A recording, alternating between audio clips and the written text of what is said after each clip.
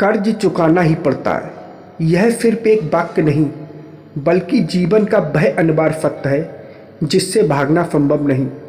हर व्यक्ति की ज़िंदगी में कुछ ऐसे कर्ज होते हैं जिन्हें चुकाना उसकी जिम्मेदारी होती है, चाहे वह पैसों का हो या भावनाओं का। मेरी यह कहानी उस सजीव संघर्ष की है जहाँ एक इंसान ने अपने जीवन की सबसे कठिन लड़ाई लड़कर उस कर्ज को चुकाया जिसे उसने कभी जाना भी नहीं था। यह कहानी रमेश की है, एक सामान्य मध्यम वर्गीय परिवार का व्यक्ति जिसकी ज़िंदगी में सब कुछ साधारण था। सुबह की पहली किरण के साथ उठना, काम पर जाना और फिर शाम को अपने घर लौट आना। उसकी पत्नी सुमन और बेटा आरब उसकी दुनिया थे। घर में शांति थी, संतोष था, लेकिन उस शांति के पीछे एक अनजान कर्ज छिपा हुआ था जिसका बोझ रमेश को कभी महसूस नहीं हुआ था। रमेश का परिवार एक छोटे से गांव में रहता था।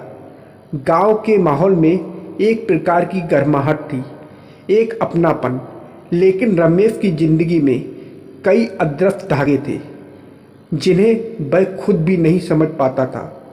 रमेश के पिता का देहांत उसके बचपन में ही हो गया था और उसकी माँ ने किसी तरह छोटे मोटे काम करके उसका पालन पोषण किया था। वह माँ को बहुत प्यार करता था, लेकिन उनके बीच एक दूरी हमेशा बनी रहती थी। माँ ने कभी उसे खुलकर अपने दिल की बात नहीं बताई और रमेश भी इस बारे में कभी अधिक नहीं सोचता था। उसे यही लगता था कि उसकी माँ ने उसके लिए जो कुछ किया है वह उसके लिए काफ़ी है और उसने भी माँ के प्रति अपनी जिम्मेदारी पूरी कर दी है।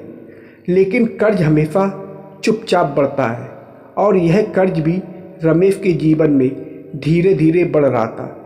उसे इसका एहसास तब हुआ जब उसकी माँ अचानक बीमार पड़ गई। डॉक्टरों ने बताया कि उनकी स्थिति गंभीर है और बहुत कम समय बचा है।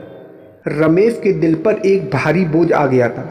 वह जानता था कि उसकी माँ ने अपने जीवन में कई कष्ट सहे थे और अब उसे महसूस हो रहा था कि उसने कभी भी उनकी भावनाओं को समझने की कोशिश नहीं की।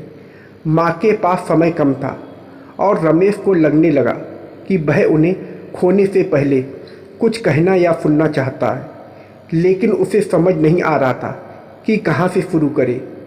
रमेश अपनी माँ के पास बैठा था जब उसने अचानक उसकी आंखों में एक अजीब सी चमक देखी। वह चमक उस समय की थी जब वह बच्चा था और माँ उसे कहानियाँ सुनाती थी। उन कहानियों में अक्सर एक बात छुपी रहती थी, कर्ज। माँ हमेशा कहती थी कर्ज चुकाना पड़ता है, चाहे वह किसी भी रूप में हो। रमेश को तब यह बात महज एक कहानी लगती थी, लेकिन अब उसे समझ में आ रहा था कि उसकी माँ ने उसे यह संदेश देने की कोशिश की थी कि जीवन में कुछ ऐसी जिम्मेदारियाँ होती हैं जो व्यक्ति को उसके भाग्य से बांध देती हैं। अस्पताल के बिस्तर पर लेटी हुई माँ ने धीरे धीरे रमेश से कहा, तुम्हें एक बात बतानी है बेटा। उसकी आवाज़ कमज़ोर थी, लेकिन उसमें एक सच्चाई थी जिसे अनदेखा करना असंभव था। मैंने तुम्हारे लिए बहुत कुछ सहा है, लेकिन एक बात जो मैंने कभी नहीं बताई वह यह है कि तुम्हारे पिता के बाद हमारे ऊपर बहुत बड़ा कर्ज था। तुम्हारे दादा ने अपने समय में गांव के जमींदार से पैसे उधार लिए थे। वह कर्ज कभी चुकाया नहीं गया और मैं चाहती हूँ कि तुम इसे समझो और इसे चुकाओ। रमेश को जैसे एक झटका लगा। उसे जरा भी अंदाज़ा नहीं था कि उसके परिवार पर कोई कर्ज है। वह यह भी नहीं समझ पा रहा था कि इतने वर्षों तक उसकी माँ ने यह बात क्यों छुपाई, लेकिन अब यह बात उसके सामने थी और वह जानता था कि उसे इस कर्ज को चुकाना ही होगा। माँ के देहांत के बाद रमेश का जीवन पूरी तरह बदल गया।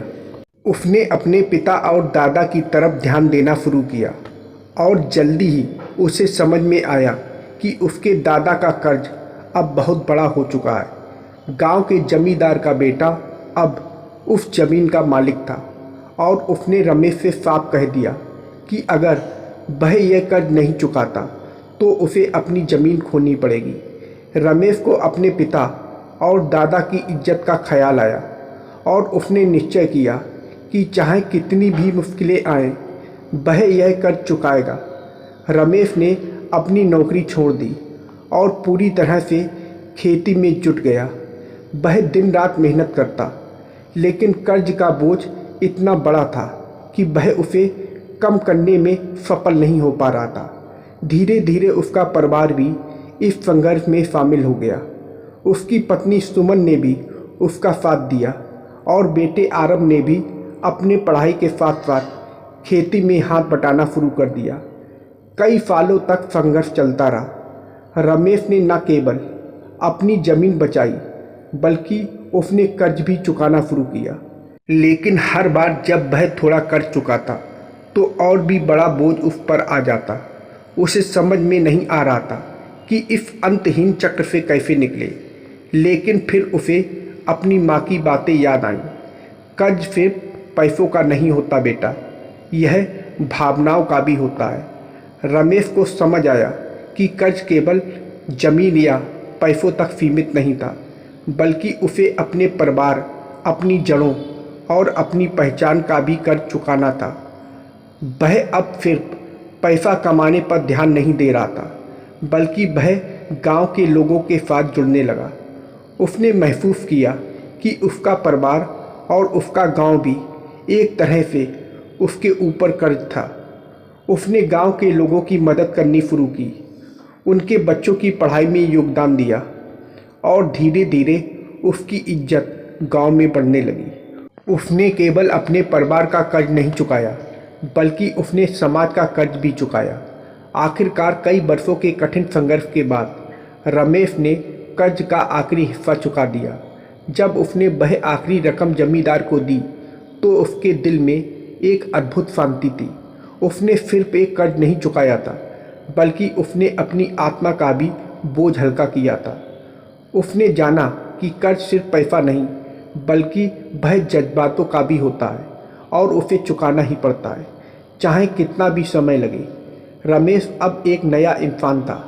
उसने अपने जीवन में संघर्ष किया, दर्द झेला, लेकिन अंत में वह उस सत्य तक पहुंच गया जिसे उसकी माँ ने उसे बचपन में सिखाया था। कर्ज चुकाना ही पड़ता है और यह प्रक्रिया ही इंसान को उसकी असली पहचान तक पहुंचाती है। तो दोस्तों, आप लोगों को यह कहानी कैसी लगी कमेंट करके ज़रूर बताइएगा और वीडियो को लाइक और सब्सक्राइब करना मत भूलिएगा। वीडियो को पूरा देखने के लिए आप लोगों का बहुत बहुत धन्यवाद।